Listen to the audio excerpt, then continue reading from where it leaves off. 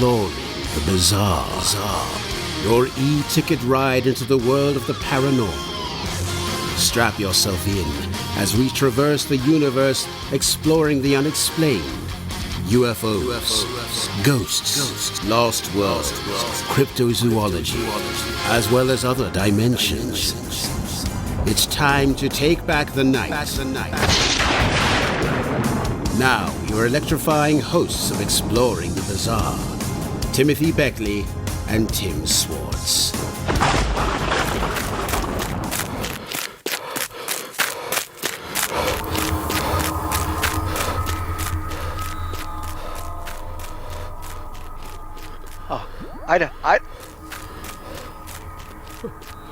Oh my God. Oh my God. Let me out of here. Oh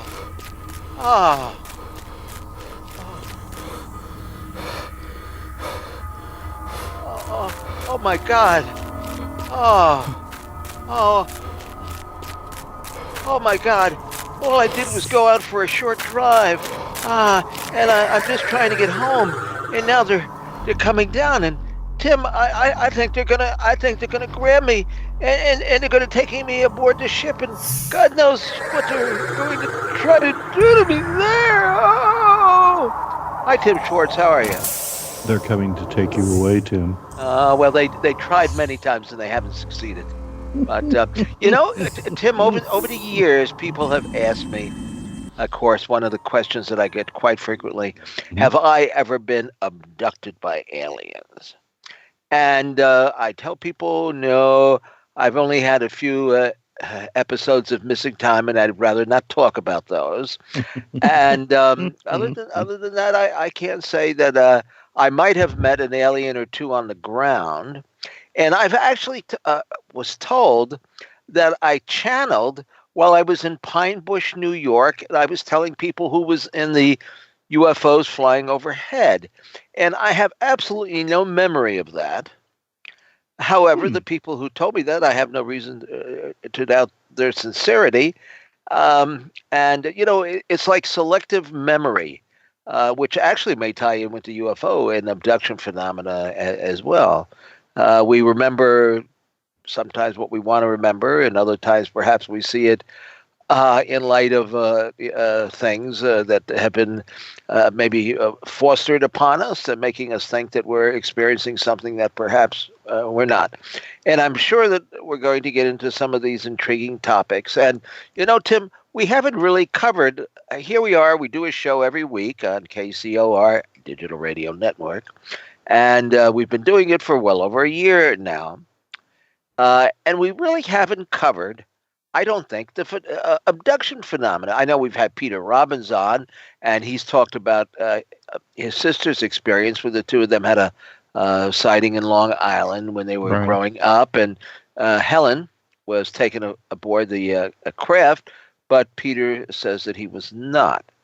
And maybe we've had a few others abductees on, but we really haven't covered all of this. Now, I won't say that I'm skeptical, but I can say that I believe that everybody who says that they've had an abduction has had an abduction either. So I'm kind of a fence setter in this regard. How do you feel about the situation? You said at the beginning of the program that people have asked you whether or not you've been abducted by aliens, and when someone says something like that to me, the first thing that I say is, well, what is your definition of an alien? Because the whole abduction phenomena, even though a lot of the experiencers come away saying that they were abducted by extraterrestrials, or they were told, by these beings that they were, creatures from another planet. When I sit on the fence on something like this, it's not so much that, because I do believe that a lot of these people have had genuine experiences, what those experiences actually represent, to me, is still an unknown factor. Okay, I think I understand what you just said. But tonight, and I'm very excited about doing the show this evening, because we have the original, the A1. We have Betty Hill's niece on the program this evening. And we're going to be talking about, we won't dwell on the original experience because almost everybody knows about it, but there are things that happened to Betty before and after that people may not be familiar with. Why don't you tell us, Tim, a little bit about our guests this evening? Oh, absolutely. Well, tonight we have two absolutely fantastic people. We have Kathleen Marden, whom you just referred to, and then Denise Stoner.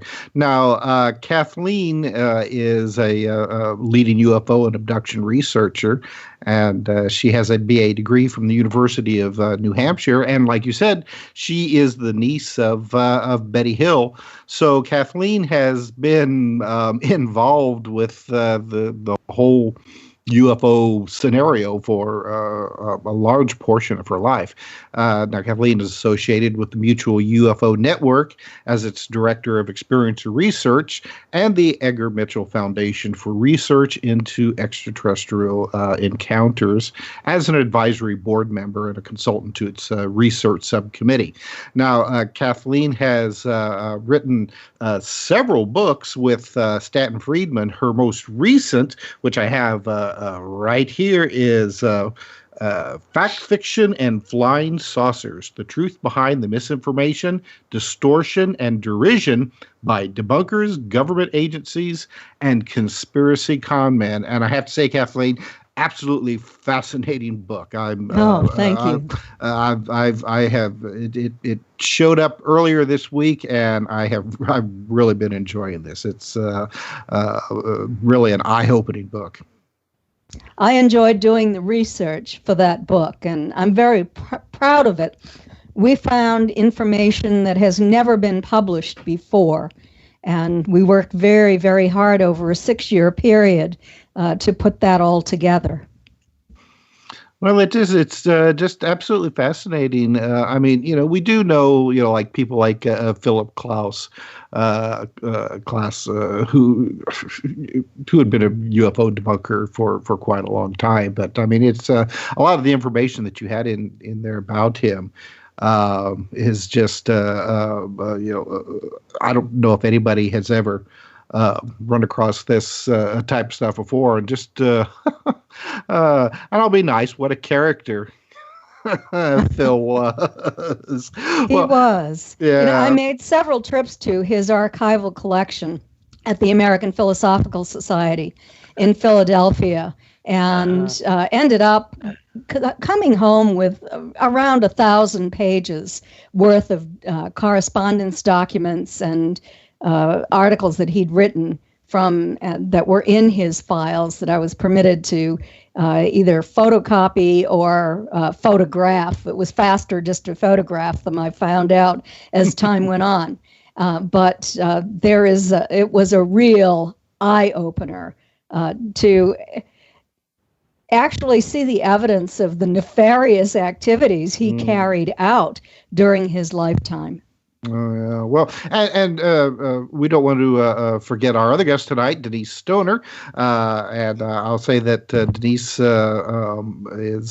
has an educational background in business and psychology, and is a certified hypnotist specializing in regression hypnosis. And Denise is retired from the federal government. She's also a retired scuba instructor, cave diver, and former research member of the National I'm sorry. How do you pronounce that word? I was going to say Spelunking Society, but that's not quite right. Speleological Society. Whoa, that's a tongue twister. Denise is also the director of the Florida Research Group affiliation of UFO RCOP, the MUFON National Abduction Research Team member, and Florida MUFON Field Investigator Star Team member. So, Denise, fantastic having you with us here tonight. Well, thank you so much for inviting me. I'm just ready to go, and I'm fascinated with Kathy's new book. It's just fascinating. I'm in the middle of reading it, and so I'm anxious to hear what she has to say, even though I knew a little bit about it beforehand, which is always so cool to have when you know someone like Kathy. And I know the work that she put into it. It was so intense and so exhausting for her, but she needs to get in there and dig like she does to get us what we need to know. Well, and I need to point out, Tim, real quick, that Kathleen and Denise are the authors of the book, The Alien Abduction Files, the most startling cases of human alien contact ever reported. All right. I'm sorry, Tim. Go ahead. Well, I was just going to say, now, I didn't know Betty very well, but I had met her on several occasions. In fact, there's a photograph that I post from time to time on the internet where Betty and I are standing next to each other, and she's holding her an alien head. I guess she traveled around with that, from time to time to UFO conferences and all to show people a good likeness of the beings that had abducted her. And I believe in our book, UFO Repeaters, The Camera Doesn't Lie, we did talk a little bit about some of the other things that had happened to Betty after her experience, and some things that kind of related to the family. Now, I wanted to ask Kathleen, when did you first hear? How old were you when you first heard of your aunt's experience, and did she relate it to you, or did you by chance happen to read it in the newspaper and were stunned? I was 13 years old when my Aunt Betty called my mother, who was her younger sister, and it was on September 20th, 1961, on the day that they arrived home from that trip. She'd called my mother to tell her that she was very concerned because she and my Uncle Barney had a close-up sighting of a flying saucer the previous evening. They were very concerned that they might have been exposed to radiation, and they wanted to know what they should do about that. And we had a neighbor who was a physicist, so she was calling for that reason. My mother did call our neighbor and spoke to him. Betty and Barney had already taken long showers, so they, if there was radioactivity, then they felt that at least they'd washed away some of the damage. They'd left their suitcases outside, their food outside, which they ended up throwing away.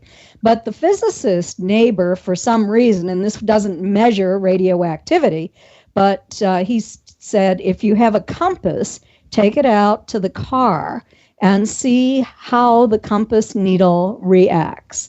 Now, we know that it's going to spin when you put it up near the engine and the battery. But she started at the side of the car, and there was no reaction there. But then when she moved to the trunk of the car, she noticed new shiny spots that hadn't been there the night before. They were about the size of $50, and when she placed the compass over them, the needle would spin and spin, indicating a counter-rotating magnetic field.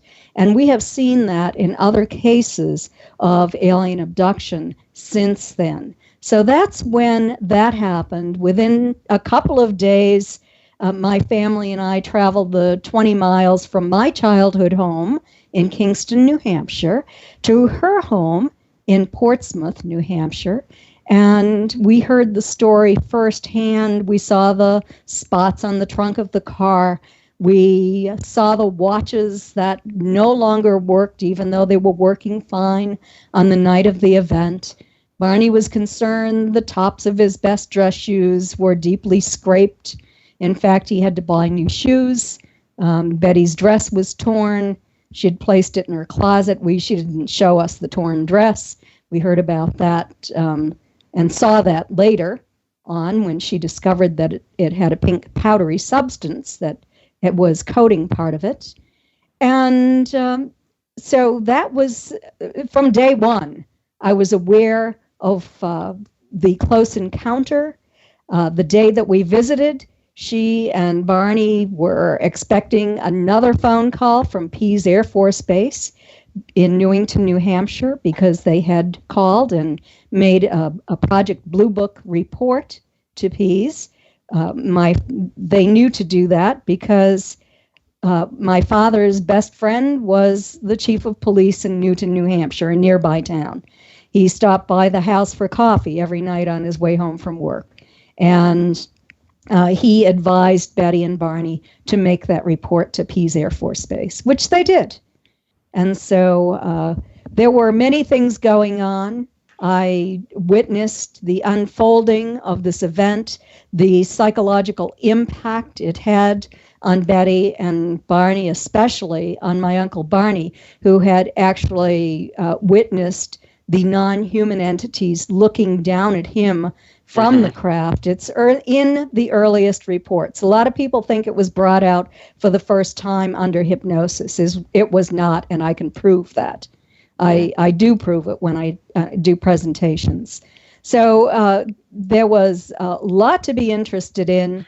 I met most of the investigators on this case and have followed it over many, many years. But around 1990, I'd say, I became seriously interested in investigating it myself and doing the research that I did for my first book, Captured, the Betty and Barney Hill UFO Experience with Stanton Friedman.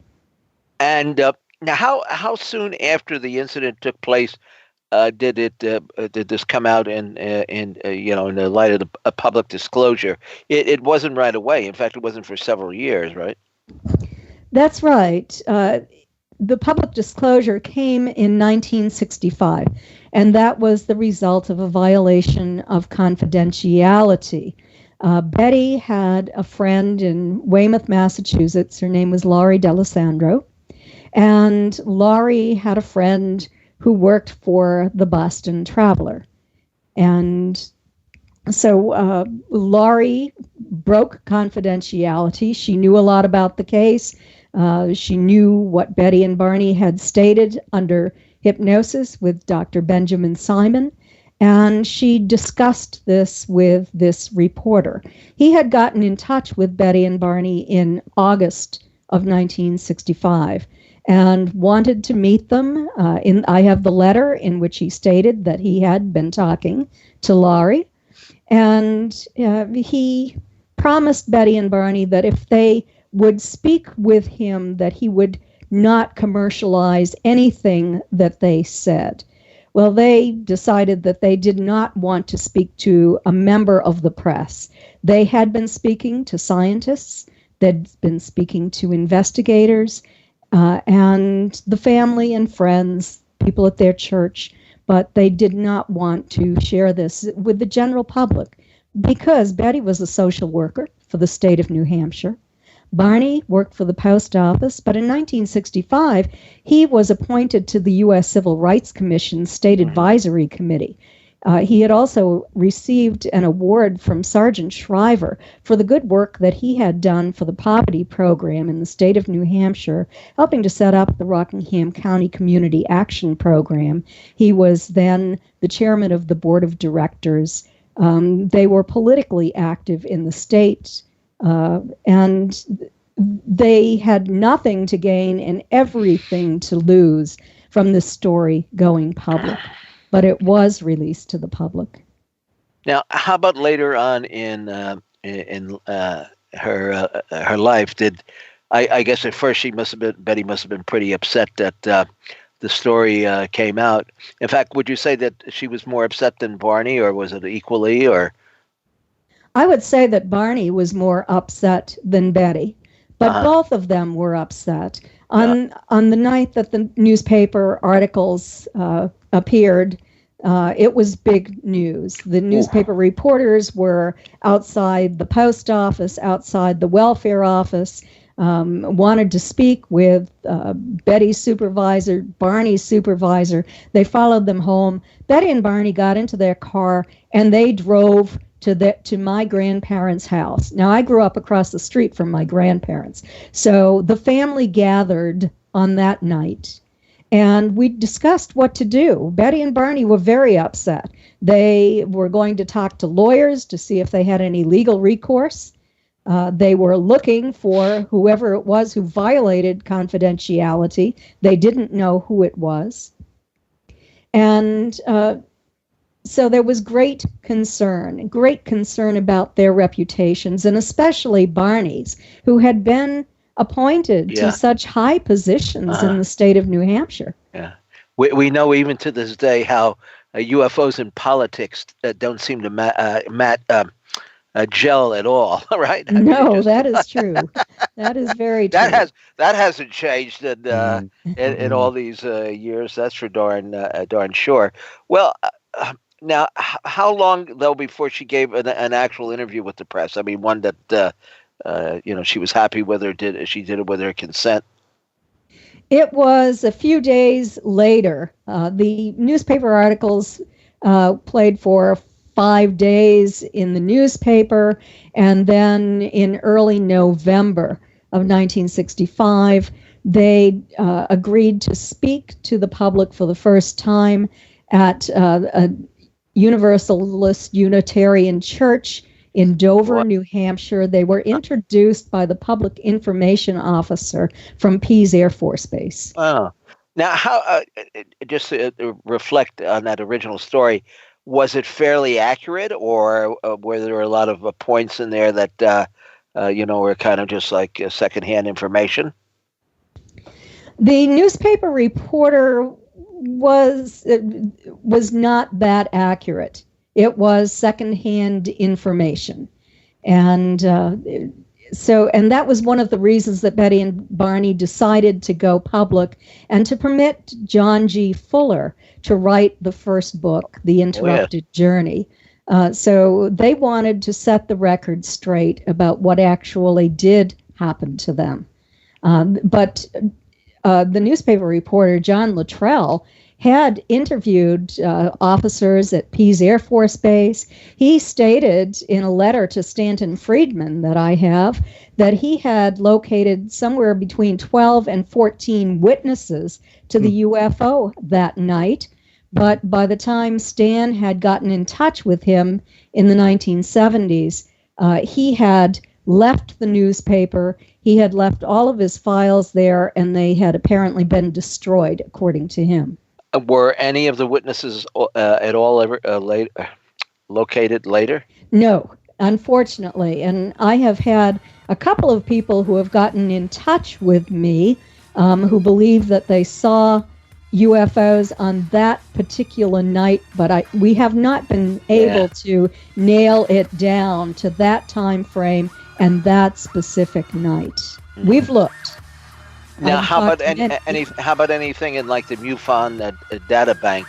Anything? Tim, we're going to have to go to our break. Okay, I'm sorry. Well, we'll be right back with Kathleen Marden and Denise Stoner on Exploring the Bizarre.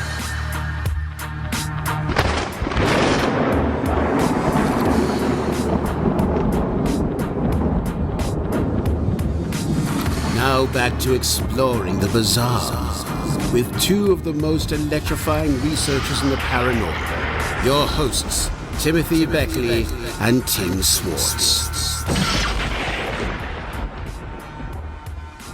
You know, Tim, what do you feel about being abducted? Do you think you would be totally frightened, or would you look forward to the experience? I mean, there are some people who have a negative experience when they are taken, and some people say that they have, an uplifting, spiritual, positive experience. And I don't know which is in the majority or minority, because I've gotten,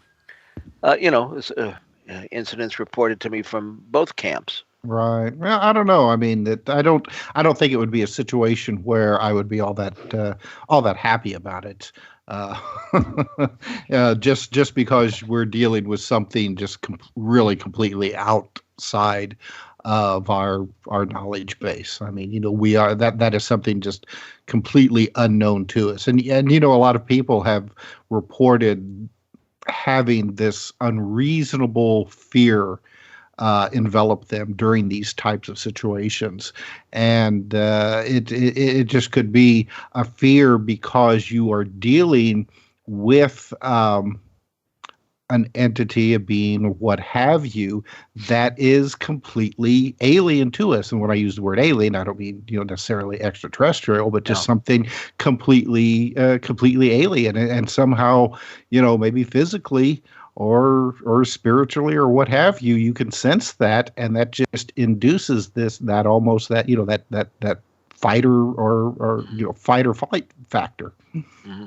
Well, now, Kathleen, Betty, there were no words exchanged, correct? I mean, not in some of these cases you hear about telepathic contact and all, but they didn't communicate in that sense, correct? Yes, they did communicate telepathically. Oh, they did. Okay. There's confusion because in Betty's dreams, she remembered talking to them, and they spoke to her in English with a strong accent. And later in her life, she apparently had forgotten what she stated under hypnosis and said that they were just like people and they carried on a two-way conversation. But under hypnosis, Dr. Simon asked both Betty and Barney if they saw the mouths moving when they spoke. And both Betty and Barney said they did not see the mouths moving, but they understood them in English. Well, now that and what was the I mean, did they say anything like to try to put them at ease, or because obviously they were very, very upset and disturbed by this? I mean, in those days there was nothing to compare it to. I guess there's some of the contactee reports, of course, had been publicized, but not all that much. I don't think the average person was familiar with those episodes, and there really wasn't any abduction reports per se. Maybe a couple in South America or Mexico, but they certainly didn't get any attention here. That is correct. So they had nothing to base this on, and there was no prior interest in UFOs. They'd never read a book on the topic before they had their event. I know it's been published that they did, but that's by disinformants. Yeah. So I try to set the record straight. But now there was an experience though that happened. Was it on the property where her mother was raised or born?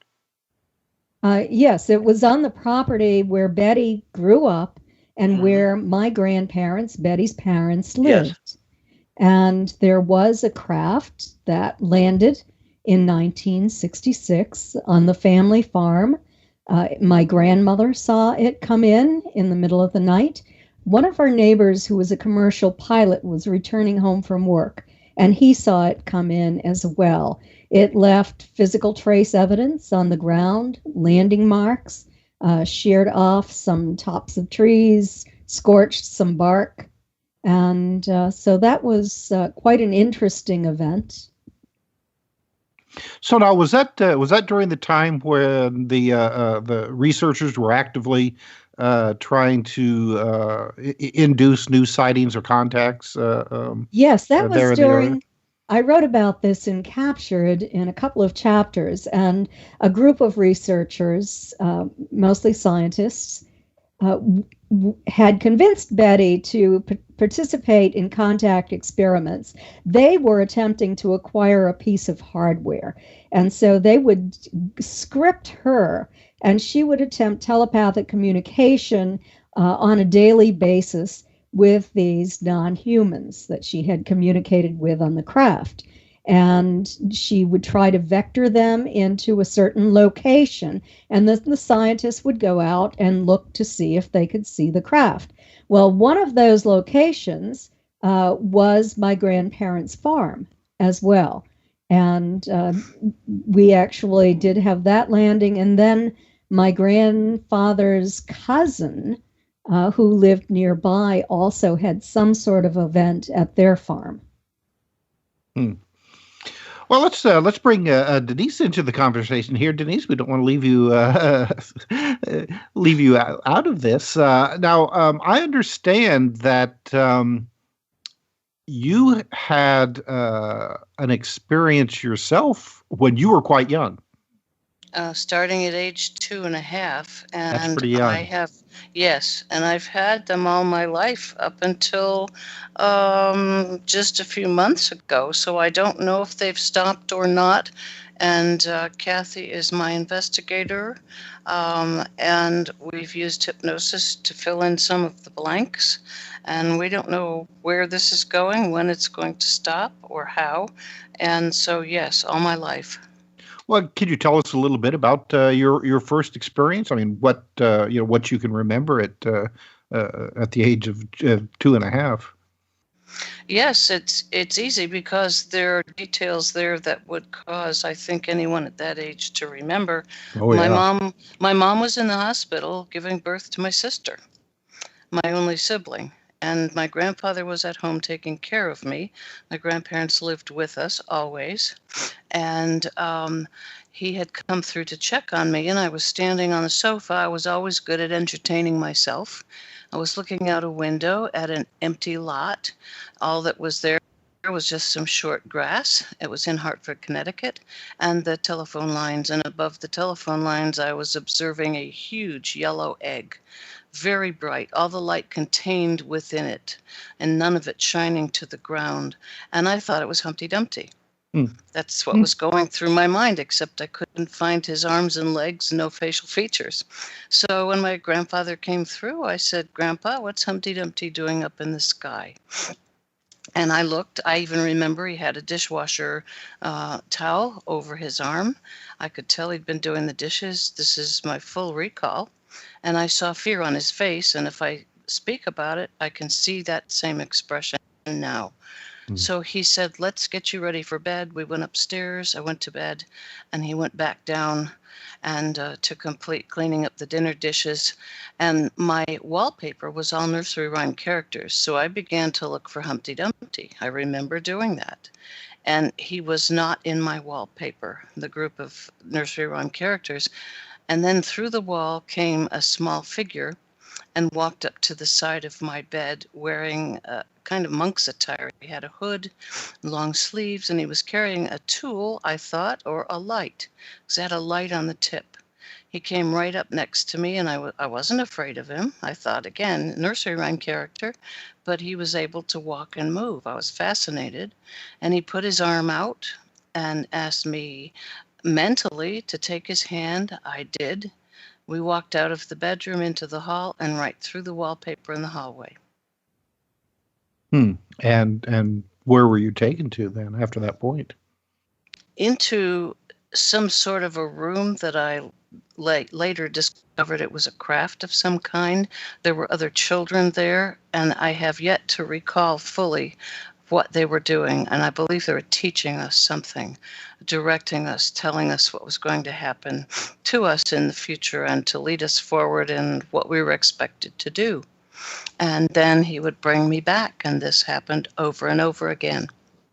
So it was the same group of entities, or it was just one? That one that came later on, there were grays, smaller. This was a larger one. As I got older, it was the same identical gray that came time after time. And I would tell people that if he were put in a police lineup, I could pick him out. There were tiny little features that were slightly different. Probably nobody else in the room could choose him out of the others, but I could. What would those features be? Just a little tiny difference in the chin, in the facial features, so slight that I don't believe anyone else would be able to notice, but I did after so many years. Okay, so he was human then. No, he was a gray. He was your typical ET gray. So how tall? He had 2 arms, 2 legs, same height as us. Not quite. He was he was about 5 feet or so. Mm-hmm.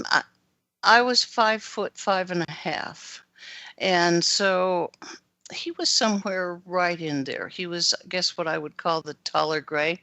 I always called him my escort. So and have you seen him anywhere besides on the ship? Yes, he would come to get me when it was time to be taken on a craft. And I've seen him on different crafts. He's always come to escort me safely. The instant I entered a craft, fear was taken away, and he's also capable of removing pain. Does he have a name? No, well, he might, but I don't know what it is. Just I call him my escort.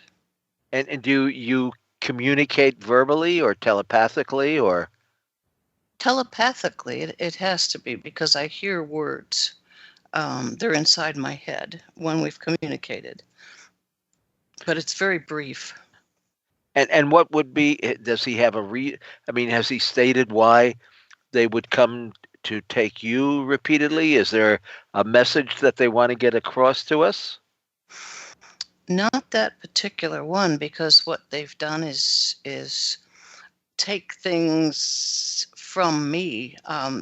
There's another entity there that's very much insect-like, and that I call the doctor. And he's very tall and very, very intelligent and very strong. And I've seen curiosity or wondering about my emotions out of that one, but he has taken parts of me and does what needs to be done medically. So that's the second entity that has worked with me. And what has to be done medically? Extracting pieces of tissue or inserting pieces of things when I was at the age where I could become a part of a breeding program. Well, now I hate to be skeptical here, but why would they? Apparently, now according to what we've heard, they have taken a multitude of people, thousands, millions. I don't know how many. I mean, it seems like it's a gigantic figure. Why would they need to do this on a repeated basis? And why are individuals like yourself selected more so than you say breeding program? Are there more women that are being taken than men? That I don't know. I'm trying to recall if we have any of that on our research papers, but there are definitely women and women who have seen, and I was one of them. I saw vials of children floating in a liquid, and I walked up to one. I was directed to one, and when I walked up, and I keep using this word because that's what I felt, it's called a quickening. And as I did this, that child opened their eyes, blinked them, kind of shuddered, and as if they were sending a message to me, and I knew that child was one of mine. And it was on a craft. And many vials and vessels filled with fluid, filled with babies. Now, how old were you, Denise, when you came to the realization that your experiences were associated with the UFO phenomena? Does that make sense? Yes. When I was 2.5, I didn't realize that's what was occurring. Right. I would say I was in my 20s because I had some missing pregnancies. I was pregnant one moment and not the next. And then I had a very, very strange miscarriage that led to being abducted on a mountain. Where we were picnicking, where there were no other people. That was very frightening, and I carried that odd feeling of fear and that something had happened and not wanting other people to know about it for years. Kathy can tell you a little bit about that. She did some of the hypnosis work with me to discover exactly what occurred. I was told that I had to be taken aboard and something had to be fixed so they could continue that program. And I was told a couple of other things for the future, as far as I was concerned, what they were going to do with me. And no one can tell me this didn't happen. It did. And in broad daylight and while I was awake. And how many abduction experiences have you had since then? I would say a minimum Of 50. 50. 50. Okay. Now, are there ever any witnesses to this? Yes. My husband. He was in the car when we had 3 hours of missing time, and my mother, a longtime family friend, my dad, were waiting on the other side of a mountain pass for us. And they were about to call the police and to call hospitals and to call various places and then get out in the car to try and come and look for us, because there was only one road in daylight that we could take to reach them at our campsite in Colorado. Okay, you say you were with somebody else in that car? My husband, yes. Okay, and he had missing time. I mean, he acknowledges that, Yes. but he had no recollection of any abduction. Well, he knows that something happened. He knows that he lost complete track of time. He knows we went from one mountain pass through a glacier valley to the top of another mountain pass without realizing how we got there. It was daylight. It should have remained daylight. It didn't. We ended up in the dark and don't know how we got there. The headlights were on, the motor was running in the car, and we have no clue except for lights that I saw approaching the vehicle, except for realizing there was a craft attached to those lights, and except for me realizing the car lifted off the road and headed out to the high desert. And then Kathy had to help me with some hypnosis there to figure out how we got back on the road on the far pass. And then my parents questioning us, what happened to you? Where have you been? You've never been late. Hours are missing. And so very obviously we were taken, and my husband knew something was very wrong, because the fear, he was completely disturbed and confused. And so, yes, he's well aware that something happened. And Kathy worked with him too.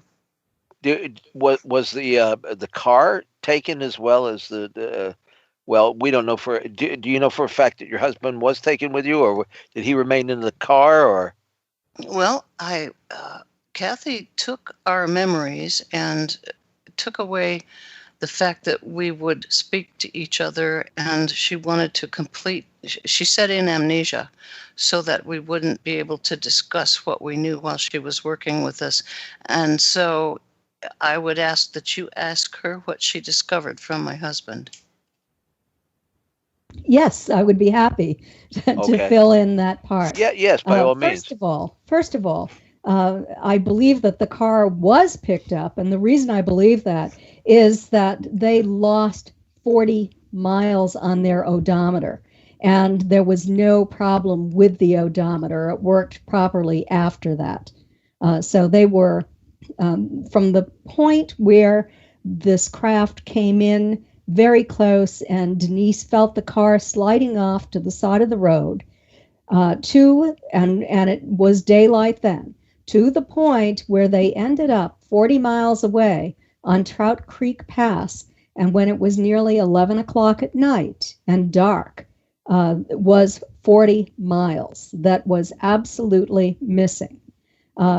Denise's husband, under hypnosis, described himself as being in a cool, dark room with a domed roof. It appeared to be metallic. He was lying on what felt like a hard, cold slab. He was feeling very confused. He was hearing sounds that were unfamiliar to him, and was just wondering what had happened to his wife. And so there was a great deal of confusion on his part.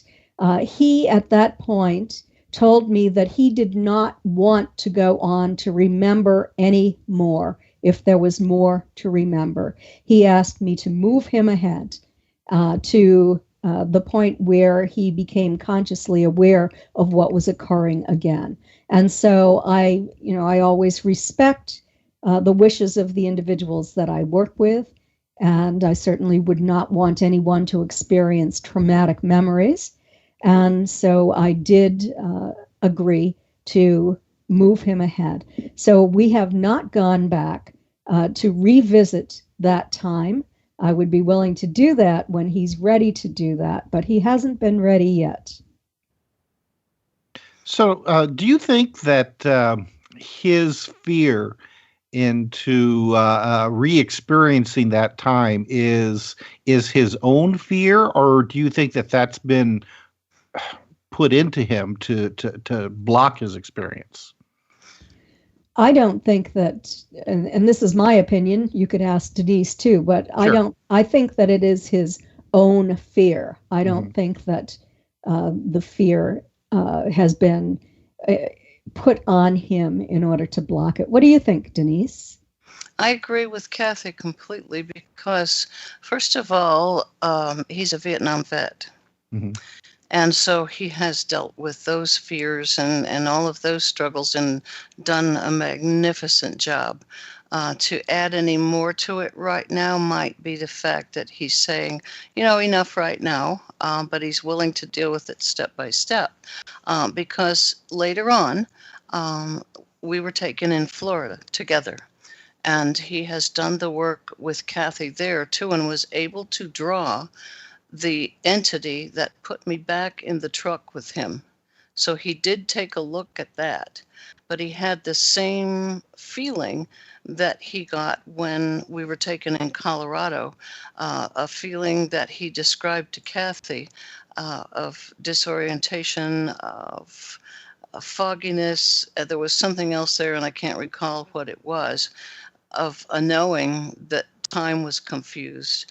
But he did draw an entity, an ET, a gray, lifting me back into the truck. So, do you? I'm trying to think of the best way to formulate this question because we're getting very close to our break. Well, why don't we just wait, Tim, till we come around after this break to continue this part of the conversation. I mean, I think this is just absolutely fascinating, and it just always amazes me how these experiences are so similar, especially with people who have had no previous experience, no media exposure to this kind of phenomena. I mean, what do you think? Well, I guess we'll find out from Tim after we come back from this break. So you're listening to Exploring the Bizarre on the mighty KCOR Digital Radio Network. Please stay tuned.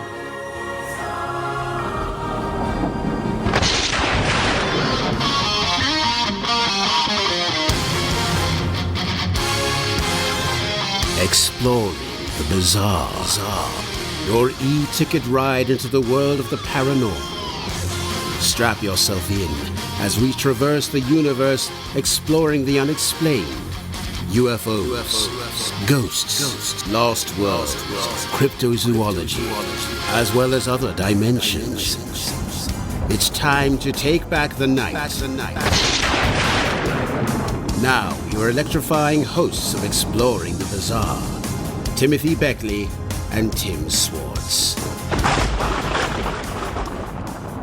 Welcome back. Tonight we're talking with Kathleen Marden and Denise Stoner. We're talking about abductions, UFO silencers, both the human and inhuman kind. And if you have a question for our guests, then please let us know. We want to hear from you. We want to hear your questions. Well, this is a perfect topic that our audience participation is extremely welcome. So let us know what is on your mind. Our guests would love to hear from you.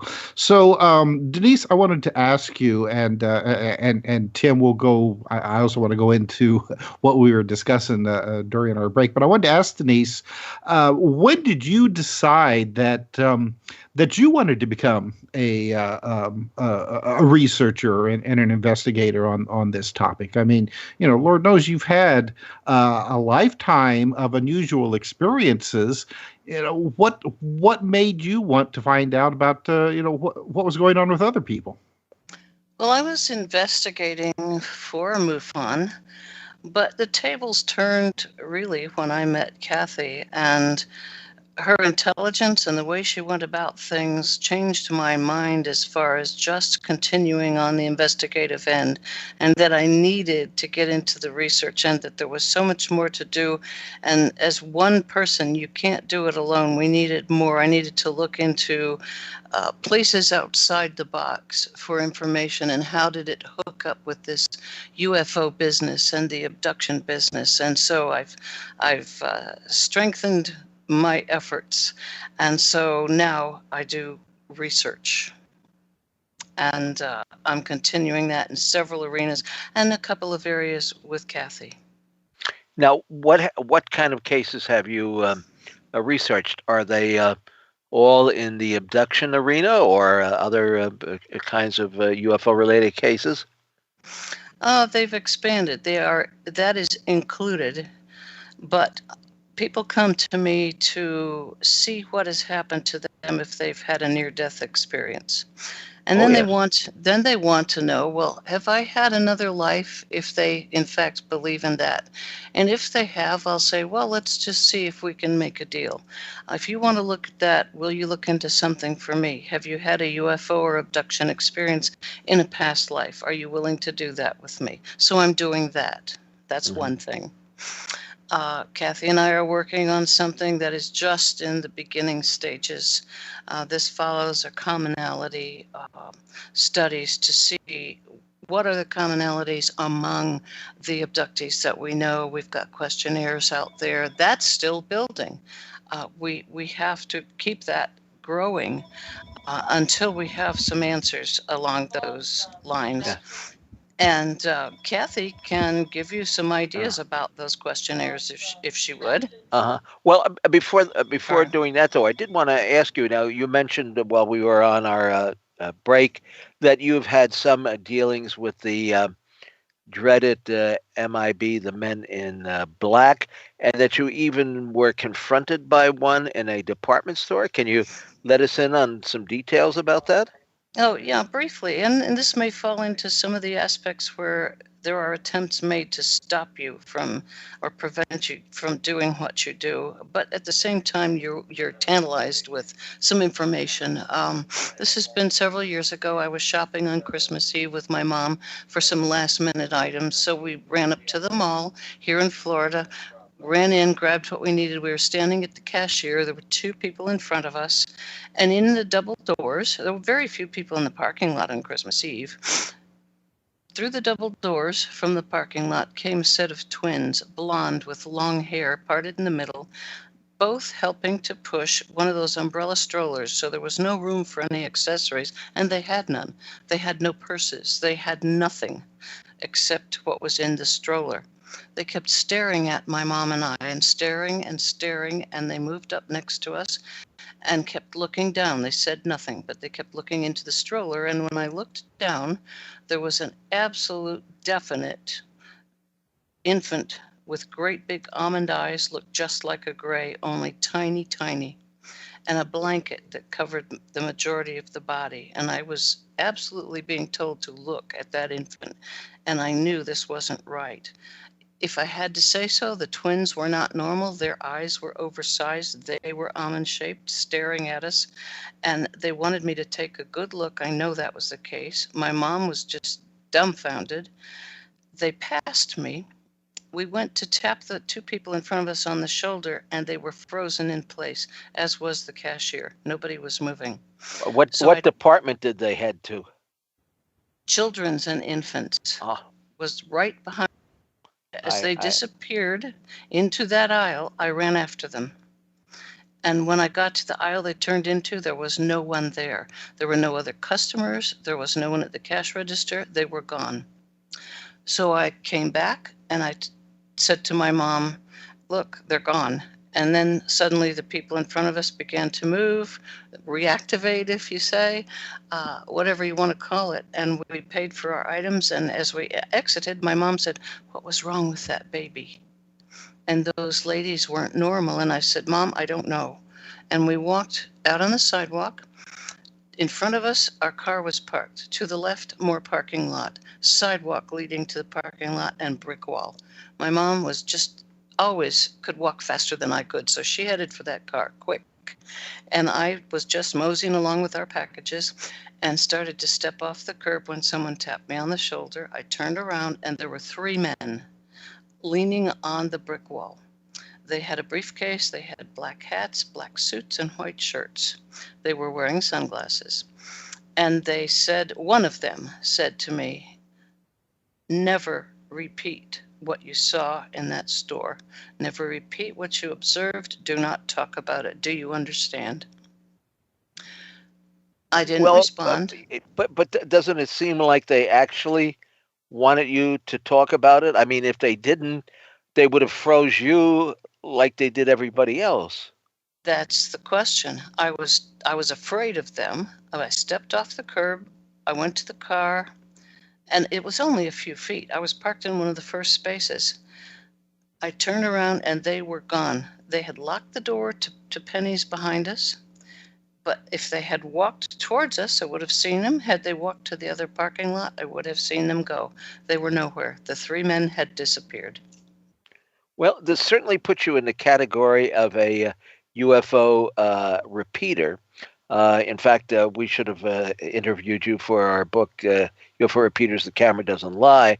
But Betty was in there because now, Kathleen, after her initial experience, I know I met her at a couple of UFO conferences and things. She actually had an area that she returned to on a frequent basis where she did have some sightings. It was along a railroad trestle. Is that correct? That is correct. And how did she know? I mean, how did that this particular locale tie in? How did she know to go there? She accidentally discovered the area. What happened is that Betty would travel to my grandmother's house on a fairly regular basis. She would visit, after Barney died, I would say 2 to 3 times a week. And she would go down in the afternoon or early evening and then drive home along that route. And several times on her trip home, she encountered UFOs. And she wasn't the only one.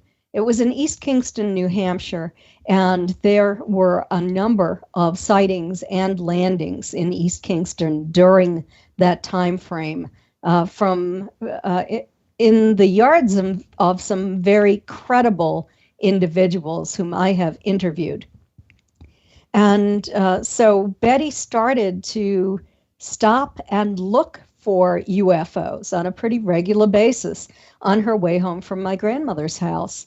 And she sometimes saw some.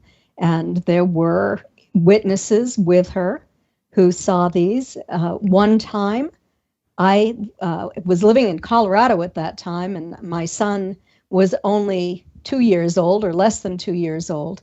And we were in that area with Betty, and there was a UFO nearby, and it actually put a spotlight on my young son. And I, was frightened at that point, picked him up, and we left the area. But so there were other witnesses also along that route occasionally. When a person was riding with her, they had a close encounter. And I wrote about this and captured the Betty and Barney Hill UFO experience. She wrote about it in her files, kept a pretty good record of her sightings. And I have to say that sometimes she did misidentify conventional craft as being a UFO. Well, I think the critics would say, "Oh, she's just seeing, either cars reflecting on the railroad trestle or airplanes or something along that line." But I don't, of course, any of us can be fooled from time to time. She was a reasonable lady, and I don't think that she would know the difference certainly between an airplane and a reflection of a car and a UFO. Now, did certainly she think? She would. Yeah. Do you think that, or maybe you talked to her about this? Did she think that they were related to the craft or the occupants that had originally abducted her and Barney? She always thought that they were related to the original occupants that abducted her and Barney. Yes. In her files, I found a report, for example, where she and her upstairs neighbor were traveling home from my grandmother's house.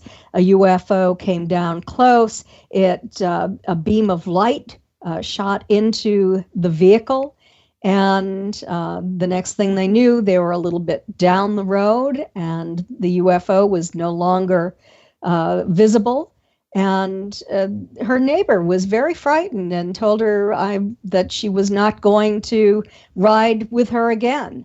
This happened to one other individual that Betty was driving with, too. So I have two people who independently stated that they had this experience when they were driving with Betty. Now, do you think that original encounter was planned by them? I mean, did they know who they were going to abduct, or was it a random selection? And if not, or if so, did they go back over the years because they wanted to find out something had happened, or how she was getting along, or maybe implant? Did Betty think she had an implant at all? Well, let me tell you first that I wish I knew the answer to whether or not this was the first time that Betty had had an experience. If she had had previous experiences, she didn't remember them, and she did not have a prior interest in UFOs, really. So she and Barney thought that they were just fairly alone on the road. It was the off season in upstate New Hampshire at nighttime, and they had shown an interest in this craft as it came down closer and closer to their vehicle. They'd gotten out to look at it. They'd left the car door open, so the interior light in the car was on. The car was running most of the time. And so they felt that they attracted the attention of the beings in this craft, and that the craft had decided that they would pick them up and take a closer look. So that was their perception of what had happened. Now, when Betty was being walked from the craft back to the car after she was examined, the leader said to her that he apologized for frightening them in the beginning, that they had intended to do no harm. And Betty said, "Do you think you might be able to come back? Would you ever come back again?" And she said that she knew of individuals who were scientists who were much more capable than she was, and perhaps she could arrange a meeting for them. And the leader who was escorting her said, perhaps we can at some time, but he said, it's not my decision to make. And she said, well, how would you find me? And he said, we can always find those that we wish to find. So did she have an implant? It sounds like she probably did. And several individuals wanted me to have Betty autopsied and to look for an implant after she had passed away. But her daughter was really opposed to that idea. And so we did not have an autopsy or any further probing on Betty's body. Well, it certainly sounds like there was something going on, though, considering her experiences afterwards. I mean, it seemed almost like that she was an attractor, so to speak, to UFO experiences. And you find that most people who have had these kinds of experiences have had many, many sightings throughout their lives. Denise has had many sightings, and so this is fairly common. Back in the 1960s, The general belief was that if you reported a UFO more than one time, it probably didn't happen. But, we've changed our minds. We've really moved along in our research, and Denise and I have worked on a commonalities study among experiencers. In 2012, we found 23 commonalities out of 45 questions that were not common among the general population. We had a control group. And at MUFON, we are currently doing an expanded commonality study. It's on the main page of MUFON's website at MUFON.com. It's called the Experiencer Survey, 118 questions. So if any listeners are experiencers and you can recall at least part of what happened to you, we'd appreciate it if you'd help us with our research. We want 500 people to participate in this before we end our study. We're at about 350 now. Wow. One of the things that I found interesting about yours and Denise's research is your willingness to look into a lot of experiencers' claims that before and after their initial UFO experience, they then develop psychic abilities. They feel like that their houses have become haunted, and other what we would refer to as paranormal activity. Yes. Oh, yes. Kathy, go ahead. Oh, okay. We did. And we are doing, that is part of the questions on our most recent study. The first study asked if they had paranormal activity in their homes. And 88% of the participants stated that they had. And so we wanted to find out more about this. And we sort of narrowed it down through interviews to light orbs that seem to be intelligently controlled that are in people's homes. We even have some video of that now. And also bed walking, where the individual will be lying in bed and they can feel the mattress moving as if something is walking around on that bed. And that's rough. And a high percentage of experiencers state that they have had this experience. I was just looking over some preliminary results on the new test or questionnaire. I don't have the definite statistic yet, but it was impressive results. And also kind of poltergeist activity where objects will fly off from shelves after there has been a contact. Now, Denise and I, quite accidentally, were using our tri-field meter after she had an experience that I was investigating. And this experience took place in 2013. And we were measuring the electromagnetic field around the dashboard of her car when it wasn't running. And we also ended up accidentally measuring Denise's electrical field. And I had set the tri-field meter down on a table, and we measured the ambient environment, and we noticed that the tri-field meter just kept arcing and arcing. And so I said, well, Denise, move away. We have to move away from this so that it stops doing this. And so we moved away, and this is through trial and error, and discovered that when Denise walked toward this, it would start arcing again. And it was at about 1,000 volts per meter from 10 feet away. Well, I happened to have my husband in the house, and so I used him as a control, and I had him do the same thing that Denise had done.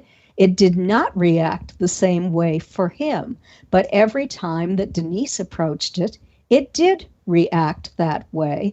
And we started to do experiments with other experiencers within a day or two from the time that they had have felt they'd had an experience.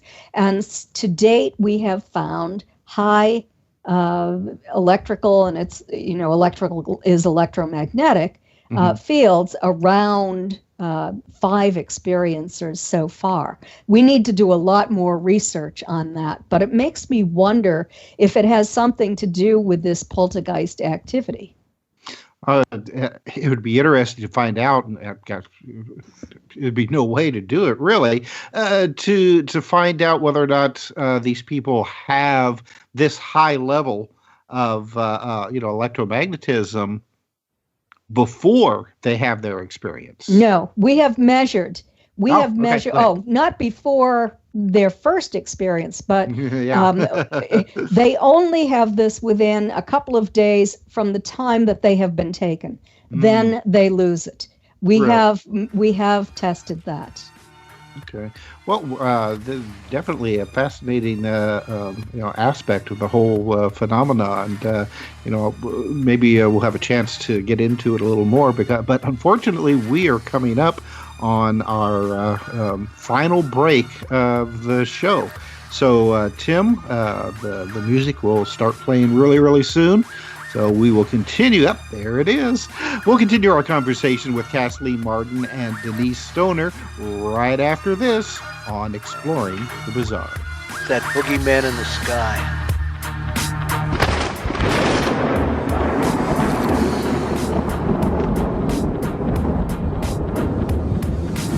Now back to Exploring the Bizarre with 2 of the most electrifying researchers in the paranormal. Your hosts, Timothy Beckley and Tim Swartz.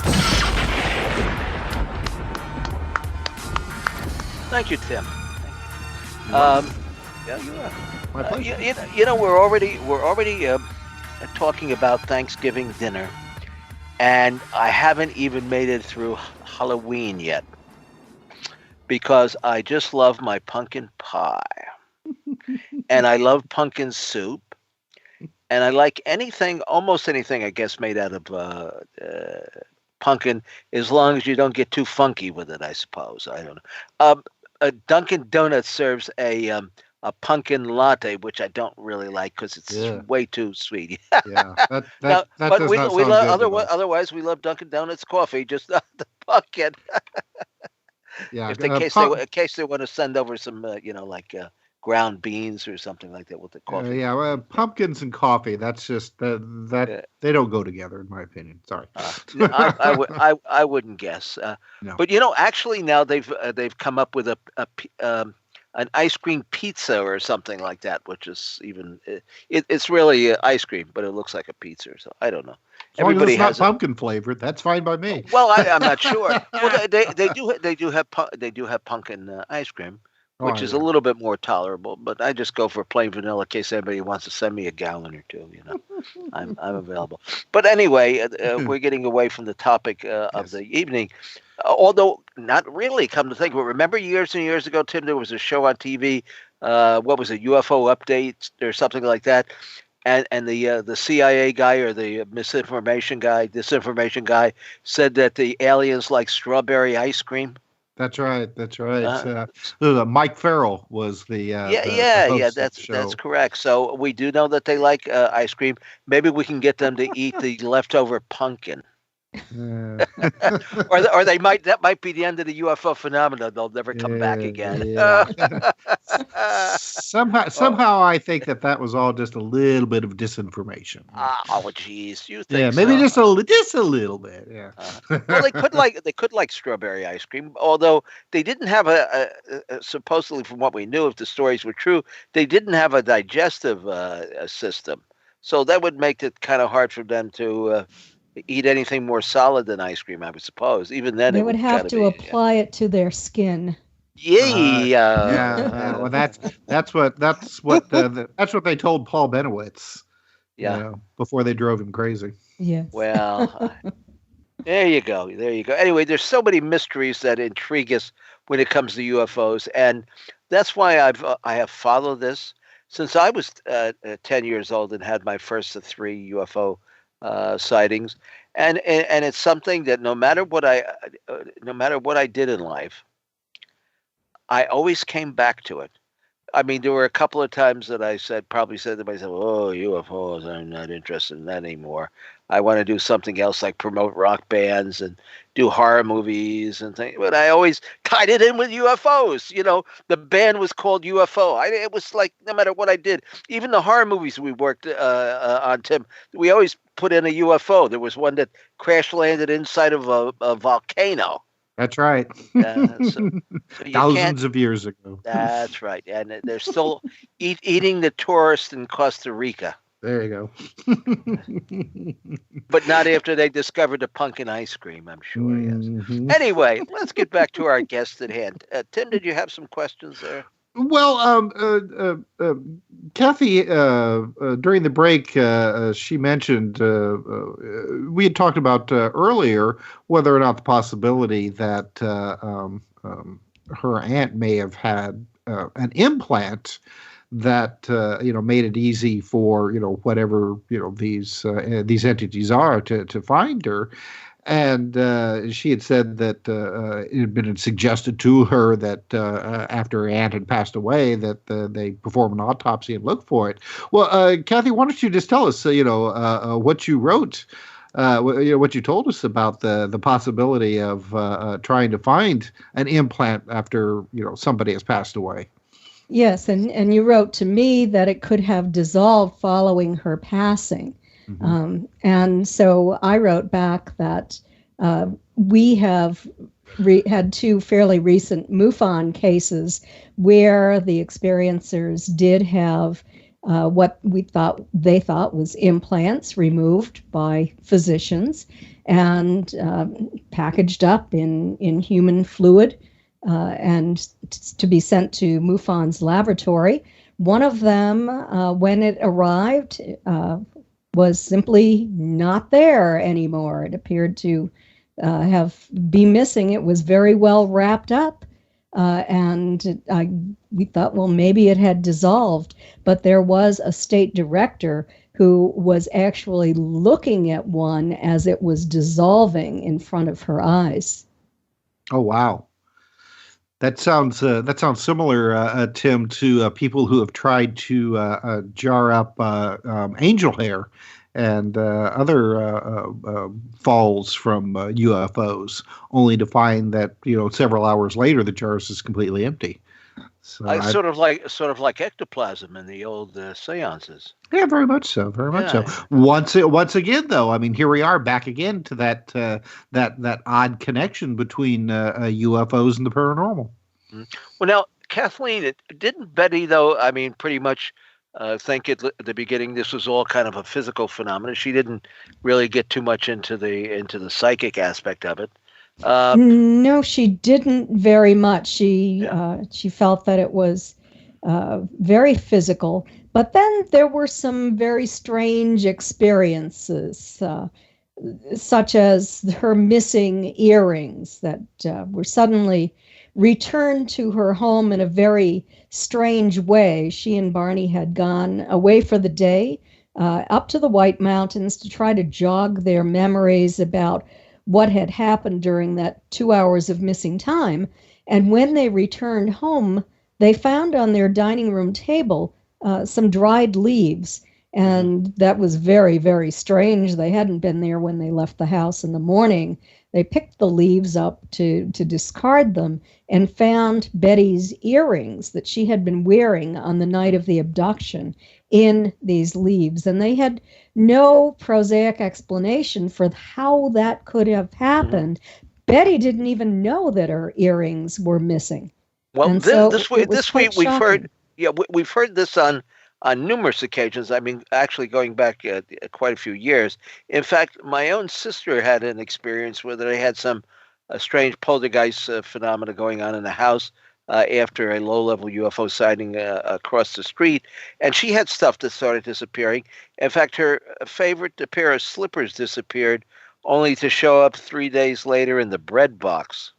I hear those stories quite often. And I have to say that after that craft landed on my grandparents' farm, and I said my childhood home was across the street from my grandparents' farm, we started to have paranormal activity in my childhood home, and we hadn't had it before that time period.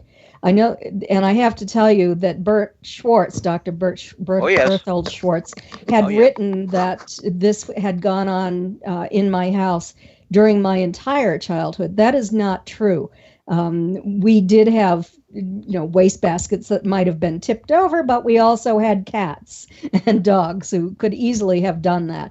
But this is something very different. We started to have light orbs in the family home, poltergeist activity, and a very strange thing happened. I was in college at the time, and I had taken my boyfriend home for the weekend. We were going to go out deep sea fishing with my parents on their boat, and he was sleeping in my brother's bedroom. My brother had gone off to the service. It was during the Vietnam War, and during the middle of the night, we heard him yelling, and we went running.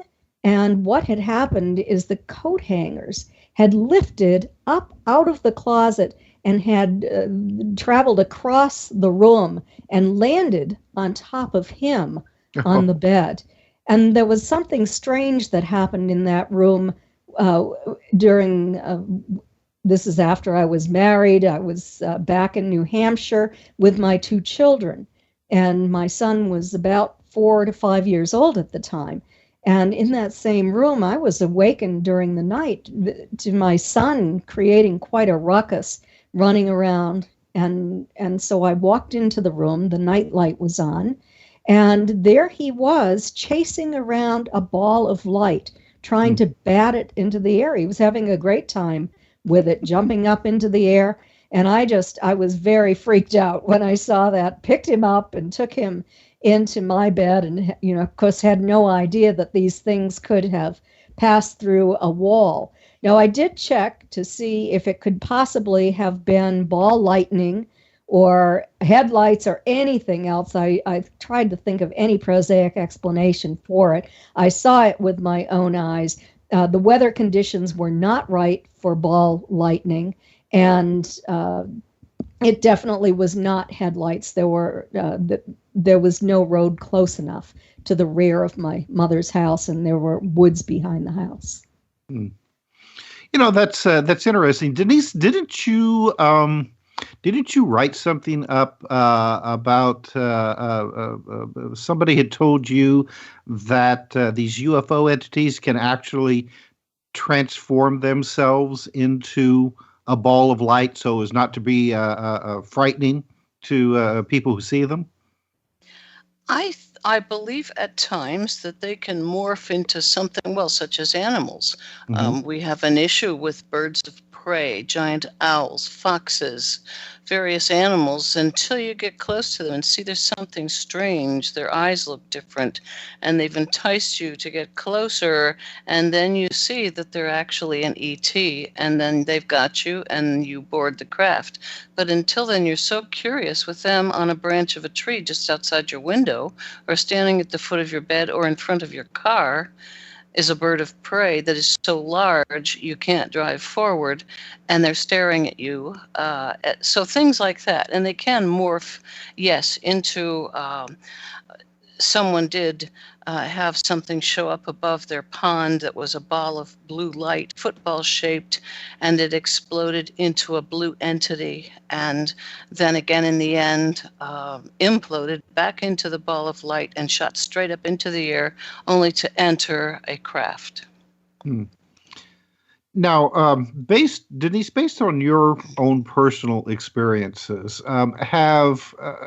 have these entities ever relayed to you just exactly what their final game plan is? Why, what they're doing? What they're doing. I can't bring it up. I got the distinct feeling they're studying our emotions. They don't have any, and they may be attempting to build either better humans, better ETs, or a combination of both. I can't say for sure what they're doing, but I have that feeling.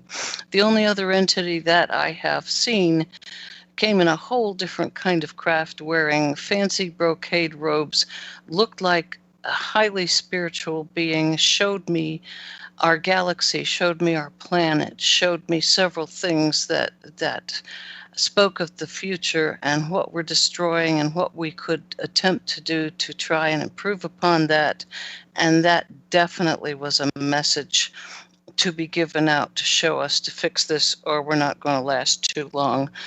So those are two separate things, two different places, two separate types of entities. One gave me a definite message, the others I'm guessing. Mm-hmm. I would think, though, that if you have a race of beings who are attempting, like you said, to conduct that kind of research or experiment or whatever, that they must have either a really good grasp on genetics, or they are similar to us genetically in order to be able to do that. Well, if they're attempting to make us genetically perfect or to make us like them, I heard one statement, I have not been able to figure it out. It's as if it's a clue to a piece of the puzzle. They said that the birth of the individuals that we give, if they implant us with some of these fetuses, they said if something, as I was exiting a craft one of these times that I was taken, if you give birth to something that we cannot accept, that it's not perfect enough for us, you get to keep it and raise it. Not meaning just myself, but all the others that are involved in these projects. Right. What does that mean? What are they? Who are they? Are they here? Have we raised them, and are we raising them? And what do they look like? I have no earthly idea. Well, Daryl Sims, his theory is that the Greys and the other types of entities that we are seeing are actually genetic manipulations by the actual extraterrestrials that are so far beyond our understanding that it's almost like the movie Contact, that we couldn't even conceive them if we saw them, and that they are using biological material from here on the planet to construct the Greys or the insectoids, the reptoids, or anything like that, to be their worker bees, so to speak. The ones that actually, make contact and do the dirty work, so to speak. It's very interesting. And one of the projects, I'm not going to disclose what it is that Kathy and I are working on, that perhaps in the future we'll be able to uncover some of these mysteries and find out who they are. Kathy, myself, and one other individual are just beginning to figure out how we might go about discovering what's going on and the criteria we might need to go about this little bit of research. Well, do you think that we've made any headway at all in I mean, obviously these beings are not from one place and time and space. They seem to be a mixture of a lot of different things, which is actually why the subject, I think, is very confusing to some people, including myself. And like I say, I've been involved in this for gosh knows how many decades. Is that UFO simply means, or not so simply, means unidentified flying object. And you can't tell by looking at the hull of the craft, which in some cases you could actually even see through, where they are coming from or who might be inside. Kathy, you want to respond? Yes, I would love to respond to that. Okay. I was hoping you would pass that to me. Yes, go. Yes, it is incredibly confusing because it appears that some of these are structured metallic discs. The Air Force, the Army Air Force determined this as far back as 1947. But I have cases where there were the metallic craft where you could hear the bullet ping off it when this individual shot it. And also on that same property, there were craft that appeared to be solid, but would simply dive into the ground and disappear with no evidence that they had ever been there at all. So it seems that we have something interdimensional going on. We have sort of the beings who are doing the medical experimentation and the testing of individuals' emotions, a whole scientific study, it seems, a longitudinal study on some individuals. But there are a variety of other entities that are reported who have a different appearance, a different demeanor. Some of them are highly positive, some of them highly negative, and they seem to be peripherally associated with the beings that are doing the abducting, but different, and it makes me wonder if the portal that is opened to help these craft come into our atmosphere or go into a person's home through the ceiling, through the wall, might remain open and allow interdimensional entities to walk in, sort of like when we open the door to our home to invite a guest in, the flies come in at the same time. Now, that's speculation on my part. There's a lot more research to be done on that, but I find that fascinating to actually try to separate these things out and to categorize them, if it's possible to do so. Mm-hmm. Well, you can't tell one craft from. Well, I remember years ago somebody made up a chart that had like 100 different designs of UFOs, but we can't tell from looking at that chart who might be involved in the manufacturing of the craft. And of course, there's some evidence that some of these things may actually be living entities themselves. Yes, which is spooky. And of course, some of them you mentioned. Now, there's a whole subject in itself, is the comparison between the UFO phenomena and life after death. I know we've published quite a few books on the early history of spiritualism, and I'm always writing the introduction about how the same things that happens inside a seance room or in a haunted house can easily happen at the site of a UFO landing.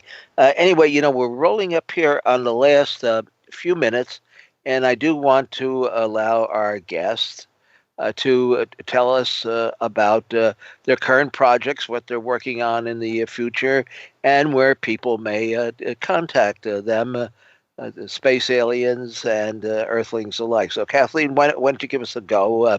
Do you have a website, or what's the title of your book? My website is Kathleen, KATHLEEN Marden, MARDEN.com. You will find my bookstore there, and you can purchase autographed copies of Captured, Science Was Wrong, the Alien Abduction Files, Fact, Fiction, and Flying Saucers, and also Jennifer Stein's award-winning movie, Travis, in which I appear.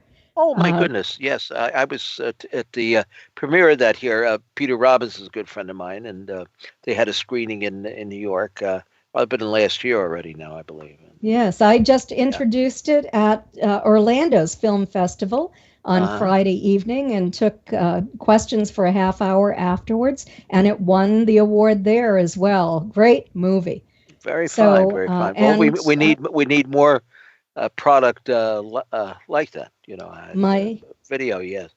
You can read about my upcoming presentations too. My next one will be the weekend before Thanksgiving in Pittsburgh, Pennsylvania. And I want to pass it over to Denise so we don't run out of time before she has the opportunity. Right. Absolutely.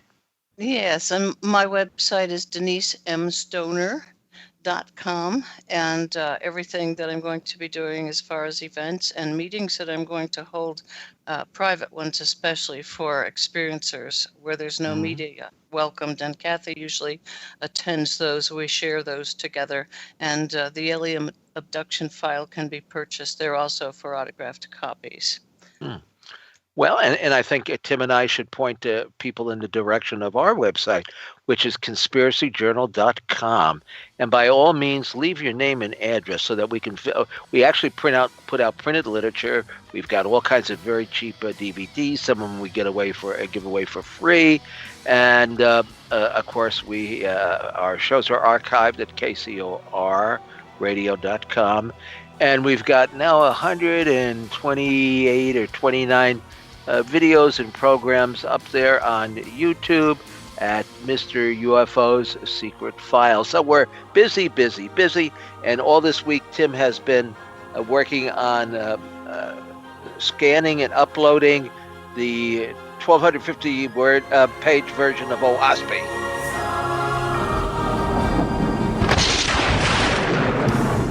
You've been listening to Exploring the Bizarre with hosts Timothy Beckley and Tim Swartz. They're taking back the night by jetting non-stop across the cosmos in search of the truly bizarre and totally unexplained, with you as their co-pilot. Thursday nights at 7 p.m. Pacific, 10 p.m. Eastern, on the KCOR Digital Radio Network. For more information on Exploring the Bizarre and hosts Timothy Beckley and Tim Swartz, check out their KCOR Digital Radio Network page. Follow their YouTube channel at MRUFO 1100. Exploring the Bizarre.